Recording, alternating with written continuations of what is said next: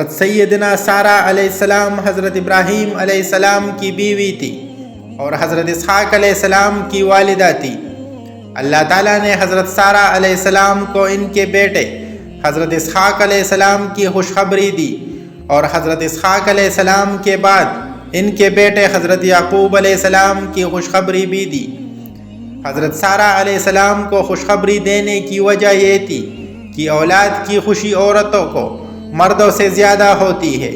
نیز یہ بھی سبب تھا کہ حضرت سارہ علیہ السلام کے ہاں کوئی اولاد نہ تھی، اور حضرت ابراہیم علیہ السلام کے فرزند حضرت اسماعیل علیہ السلام موجود تھے۔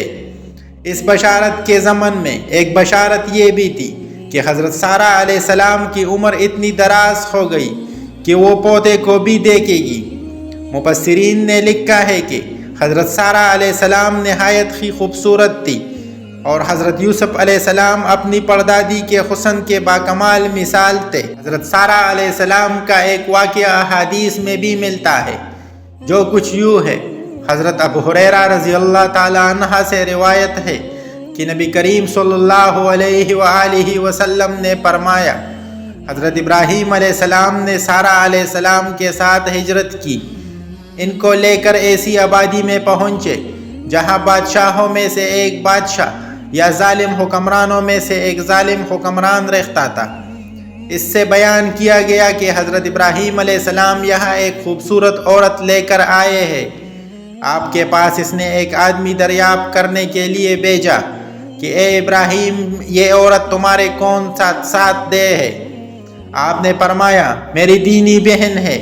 پھر حضرت ابراہیم علیہ السلام لوٹ کر سارہ علیہ السلام کے پاس گئے اور کہا، میری بات کو جھوٹا نہ کرنا، میں نے لوگوں کو بتایا کہ تو میری بہن ہے، اس وجہ سے کہ یہ ظالم ہم دونوں کو کوئی نقصان نہ پہنچائے۔ واللہ اس زمین پر میرے سے اور تیرے سوا کوئی مومن نہیں۔ اور حضرت سارہ علیہ السلام کو اس بادشاہ کے پاس بھیج دیا۔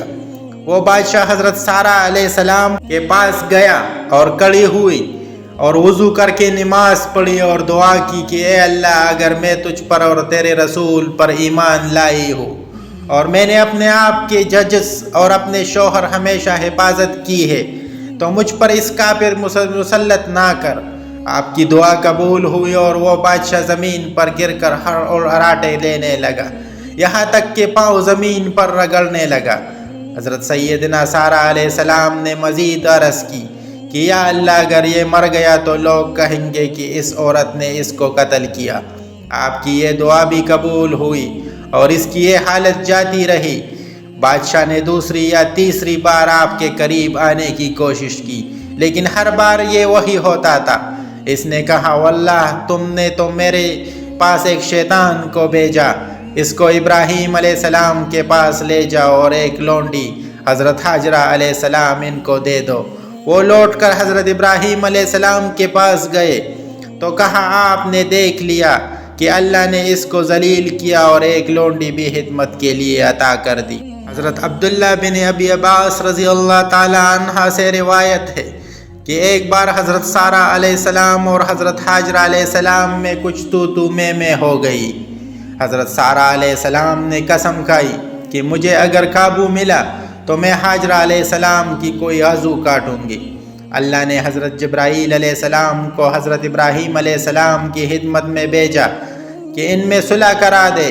حضرت سارہ علیہ السلام نے عرض کی، یعنی میری قسم کا کیا حلا ہوگا؟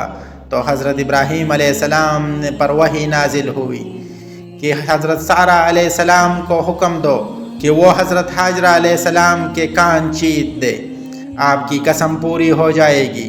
اس وقت سے عورتوں کے کان چیدنے کا رواج پڑا۔ آپ کے متعلق قرآن اور احادیث میں زیادہ معلومات موجود نہیں کہ آپ کی پیدائش کس گھرانے میں ہوئی اور آپ نے اپنا بچپن کیسے گزارا۔